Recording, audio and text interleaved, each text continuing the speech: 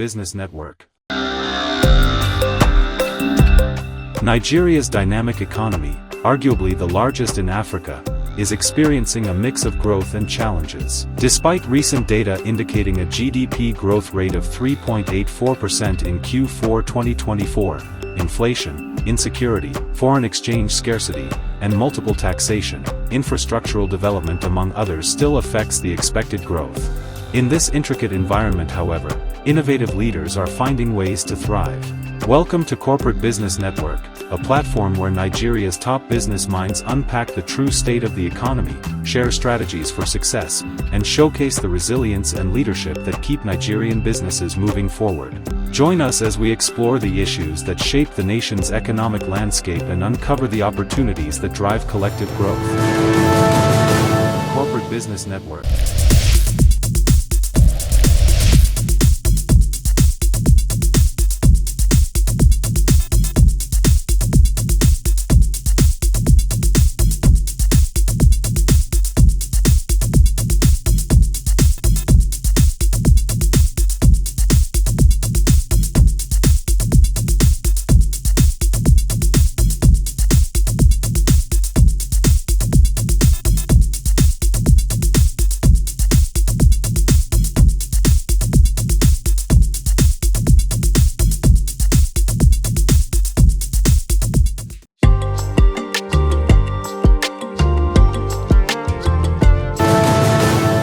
Business Network. Well, Grewn Agency was founded in 2018 by me and my friend. We had recently moved to study abroad, and we discovered that a lot of people wanted to move abroad to come to the country where we're, and we're finding it difficult. So we started helping them, and along the line, that my friend suggested, so why don't we incorporate this thing and get some legal basis to get it running? And so it was there since 2018, and then up until I think 2022 when I was done with my PhD, and then I came back, and then we now began it physically on the ground, got an office and all that, and since then it's been really, really wonderful. Well, our mission is just to ensure that we remove that knowledge gap between students who want to travel abroad and their dreams, like making it a reality. A lot of people want to study abroad, but they don't know where to start. A lot of people want to get scholarships to Europe, move abroad, get their lives going, but they are not able to get where they want to go to because of that lack of knowledge gap. So basically, our mission is to ensure that the process is seamless. Okay? No matter the country you want to go to, we can be able to guide you there. What we think is part of our core value is integrity and ensuring that no client have to ever chase us for our company.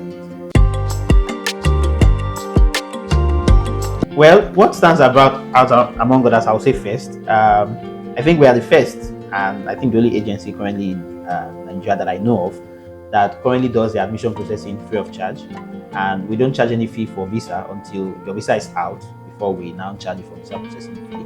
Another thing also is integrity. We like to ensure that from the get-go, we tell you everything about the process from beginning to the end, and then leave you to make the decision yourself and all that. Yeah. Well, we always work on competition. I personally, I have a very capitalistic mind.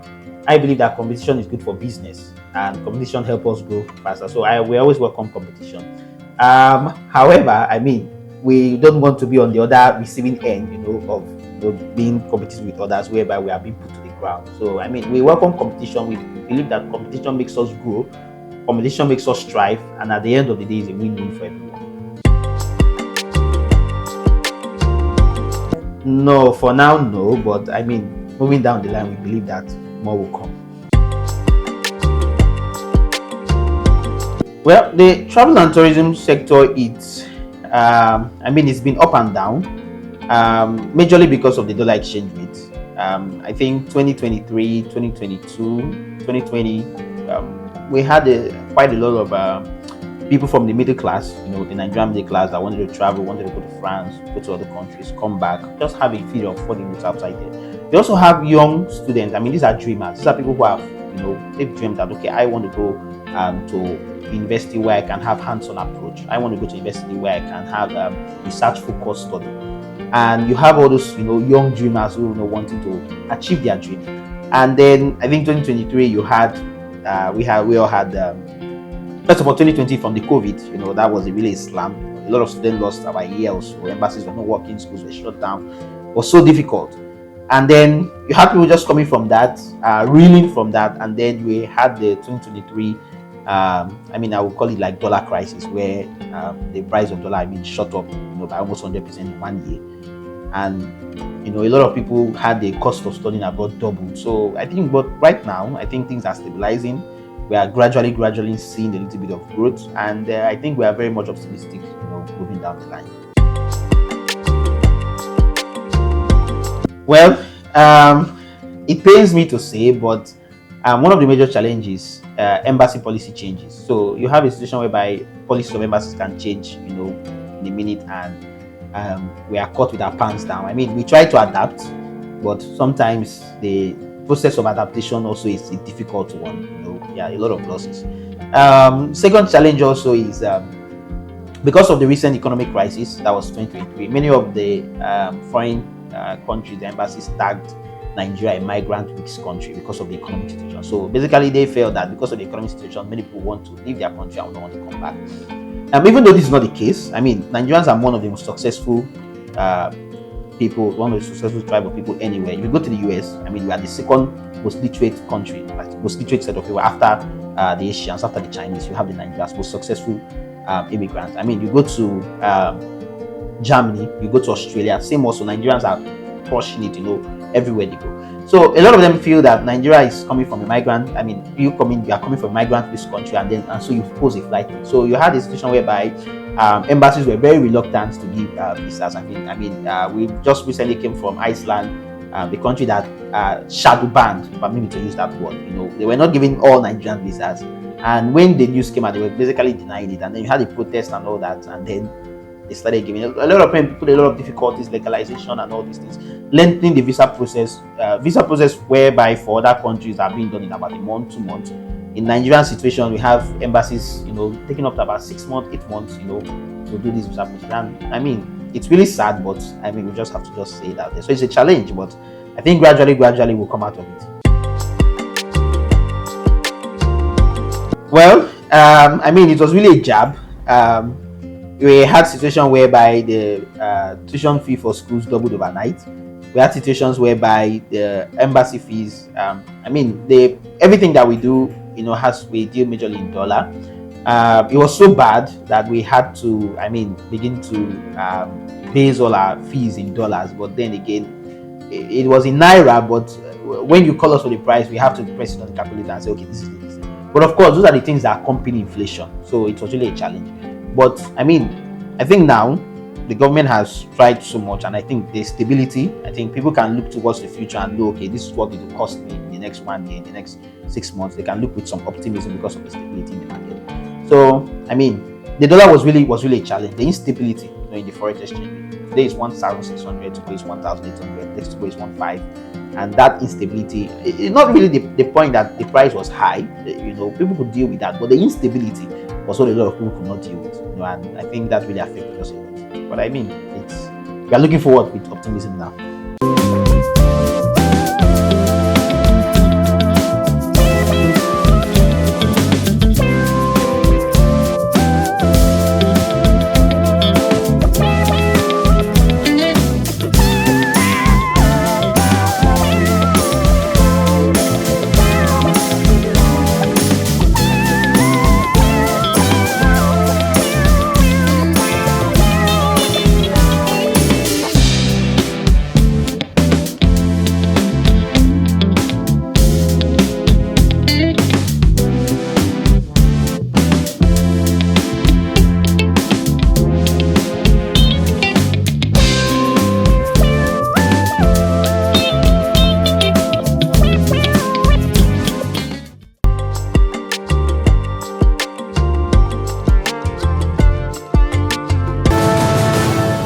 Business Network. So we started back as 2017, as a small corporate business. But with time, we grew gradually. So first we were based on just the architectural part of it, because I'm an architect, with the BSc, and also working on my master's now, currently. So it's been an eventful one, though, starting up with Kriish Construction, the name came out from my name actually. The Kriish is I'm also Akintola Richard, so Kokoloko Richard. That's the brain behind the history. So it all started just like just trying to put 1 + 1 together and ABC, trying to get to Z, but at the same time, with encouragement and also seeing how we also need to make an impact in the real estate and construction industry. So we looked at how I can also be involved and put a positive impact in our construction, because back then I look at some buildings, both commercial and residential, everybody's trying to do the same type of structures, and I felt there should be a little mix up here and there where we can add some spice to it and make it more delicious for the people who are willing to think big and also see the vision that you have. So considering that we developed Kriish Construction in 2017, and the history basically was, from the fact that I studied architecture and studying that, most of the people I graduated with, they either went into fashion designing, some went into car production, some went into the, textile and designing the fabrics, so many areas diversify, is a collaborative effort, into just thinking and innovation. Yeah, so we wanted to be a part of it. So I think that's basically the history of Kriish Construction. Yeah. Every brick we lay has to have a statement, and every step we take also needs to make a statement. So our vision is to be one of the top innovative architectural firms in Nigeria. Also just not delivering just anyhow, designs, and also in construction aspects. That's why I also went into the construction, because I saw a lot of gaps, a lot of flaws in our construction industry. You see buildings not up to 2-3 years, dilapidating, deteriorating, and it got to me, so we want to be part of the top leading architectural and construction firms in Nigeria, that we don't only just deliver buildings to people or designs. We want to give something that will stand the test of time. In years, 100 years to come, you can look at that building and say, that was done by Kriish Construction. We are not just about build and sell, we're about build to live. Because if you sell to a person and they cannot live in that house, they will also sell it to another person that will not be able to live in the same house. So you understand? So that's where Kriish Construction comes in as our mission and as our vision. Yeah, our core values is integrity, steadfastness in delivering our projects. We have a time frame, though there are force majors. We have also external factors, economical factors, and all that. But all in all, our core value is integrity, because now mostly people lack integrity, not even with the current situation we have in the country. So it's very difficult for you to maintain that peak and that level of consistency. So you just have to be on the right track and make sure that whatever you deliver, someone can also refer you tomorrow that, yes, these people did a very good job, let's work with them. So those are our core values. If you see any of our structures or any of our buildings designed by Kriish Construction, you will know that there's a difference in that particular facility. Even when you go into the facility, you will know there's a difference. We don't just build spaces, we build functional spaces. Spaces that stand the test of time and are functional to every occupant, every habitators, people habiting the building or the structure or any property that you have.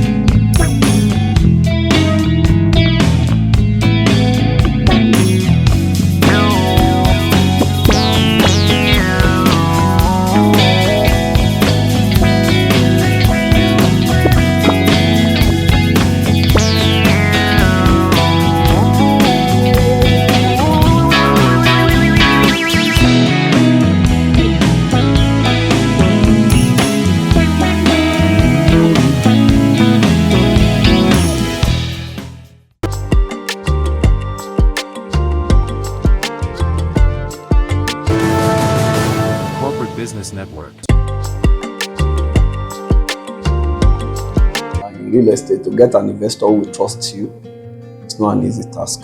Then the bank is not friendly, the interest rate is not friendly, the economy of the country is not friendly, the materials, because government is not regulating materials. I say it every time. If they are regulating materials, making it maybe easier a bit, anybody just wake up and tell you this is the price. The material you priced yesterday, you go there tomorrow, you see another price. So it's making it more difficult. But at the same time, we still need to continue. We cannot quit because of all these things. So it's not that we are just doing it to make money.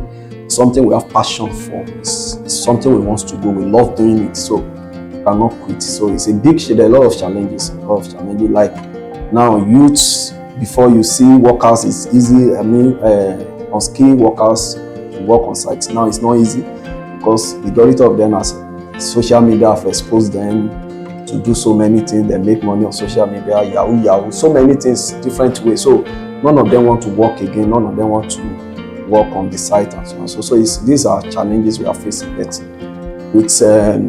if government can help us more on AI, artificial intelligence, if they can make things easier, like making the equipment, bringing it down to the country, or government is supporting those people who can build it. The major challenges is this. Majority of the materials we are using in construction outside, even though the cement they import it to refine it in the iron, the pick, the materials they are still using to produce the iron, they import it. So the tires, a lot of things we are using in the industry is being imported. So if that be the case, it's always affecting the cost. So that's why exactly what I just said, because the fluctuation of the dollars is also affecting the price. Because somebody who brought in the materials when the dollar is high, we want to sell to make sure that he sell it at the rate of which he get it, and he want to get profit at the same time. So it make it more difficult. Majority, I can say 70% of the materials are using in the construction industry is very important. So if the government can still do something at the same time to make sure that we can produce locally, not only sand and granite. Even though the granite, the material they are still using to grind it and all these things, is still being imported. So, and they factor in all this equipment on the production, on the end, the final end production that they are sending to us. So it's making it more difficult. The fluctuation is affecting it. It affects all the industry, almost all the industry. They should, first and foremost, they have to make sure that they regulate the people supply. If there is a regulation in place, the price regulation, I think Dangote have come up on here and say something that if you're selling cement 10,000 naira, the government is getting more than half of what is selling. So this thing is kind of thing that is killing the industry. So if the government can reduce their own costs, the percentage they are taking, they reduce it. Look at the masses, what they are suffering and so on and so forth. We are not being happy building house, selling house 100 million. It's not our fault. The major thing that makes us to sell it in high prices because of the high materials price we got, which is affecting us. So if government can regulate that, of course, things will be easy for the masses to get a shelter on their head and so on and so forth. So the government, they are in the position to regulate things, to regulate the materials, to do a lot of things, make it easy, subsidize it if possible, and make sure that there's availability of it. So if they can give people license to produce, if you have it in multiple places and so on and so forth, so it will be more competitive and the price will surely come down. So that is it. Yeah, it's a determination. If you want to be an entrepreneur, you must be disciplined. You must have a focus. You must set up your targets. You must know what you want to do. Not that you just think this person is doing this thing, I want to run into it, me too, I want to do it. No. You have to sit down, do your analysis, write your proposal perfectly, check it, give it to a professional who is going to advise you on what you want to do, and get somebody that will nurture you to make sure that before you venture into his fully. So, but the best thing is, when you are an entrepreneur, you are better than people earning salary because you are employed. You have added to the value of the country.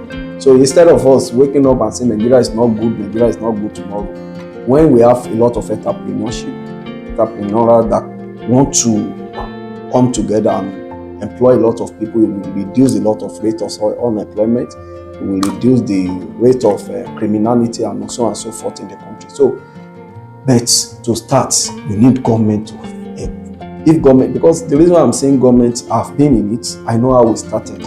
I know how rough it is before we can get to where we are. And not everybody that have that kind of mindset to continue. I love education. I love challenges. When I see anything that challenge me, I want to make sure that I go after it, make sure that I accomplish it. That's the reason I'm diversifying in a different way. I study quantity survey as a professional, as my first degree. My second degree, which is my master's, I did project construction management, and I proceed to different field. I've done a lot of professionalism. I just finished my facility management with well-reputed institutions too, and so on and so forth. So I love challenges. I want to study, and I love people being in my environment. I love people to surround me. I love seeing people. I love listening to people's problem and make sure that if there is any way we can come together and sort it out. My workers, my staff know me. They know about that. I'm not the type that do boss. We are together. We are all co-workers. We are colleagues. Our aim is to achieve our goal, and at the same time to make sure that they are living fine, they are living better. Because when I'm doing boss, I will not know the problem they are passing through. They will not be able to come to me that this is what I'm passing through. And so we share the problem together. We live like a family in my company.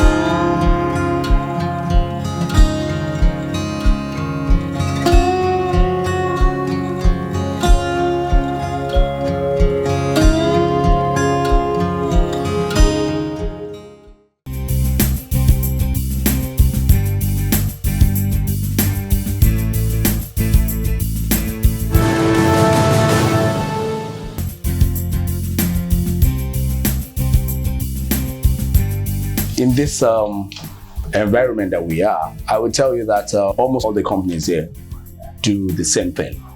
You know, the business of the day is you bringing it in, clearing it, and but I will tell you that in my own understanding and how we have been faring here, I really see less competition. I believe more in partnership.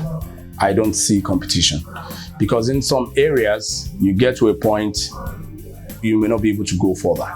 So how do you cross that bridge? You partner.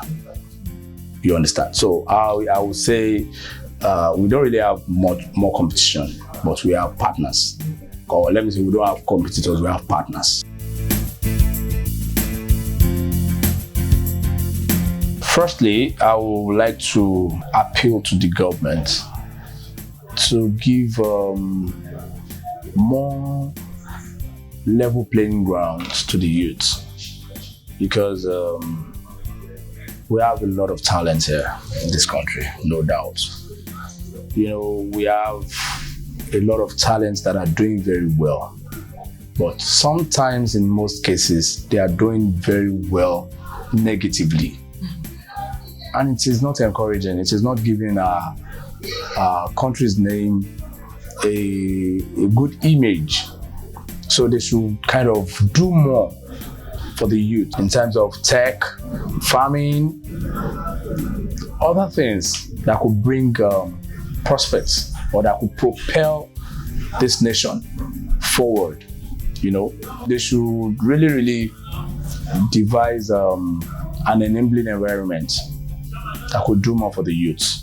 Because, you know, we see them a lot, you know, some of them, they have ideas, they have brains, But when they use it on the opposite, instead of using it to champion the cause of the country, they use it to bring back retrogression. It's not proper, So we need them to do more. Do the empowerment in the real aspect of empowerment, not one-sided or lopsided empowerment. Do it, get our best hands from the schools, from the universities. Now I think the government is doing something like they are bringing back this idea of vocational trainings. Yeah, they are bringing the idea of vocational trainings now. So, and it will help, because when we were growing up, if you can't make the primary education or the secondary, you go for the vocational training. And I think they have the schools, and even before we say we want to graduate, some of them have been working. And they'll be telling us, they'll be throwing batters at us that when you finish your education, you come and work for me. And, all of a sudden, all of those things just fell off. So the government should just do more for us, to encourage the youth and, give them a level playing ground and let them be useful for themselves instead of going into drugs and other vices that are not glorious. Dolphorce Global Nigeria Limited. In Dolphorce Global Nigeria Limited, we specialize on cargo and freight logistics, ticket booking and purchase, airport protocol services and transportation. Contact us on these following numbers: 0706 649 7003, or you visit our website dolphorceglobal.com. You can email us on info@dolphorceglobal.com.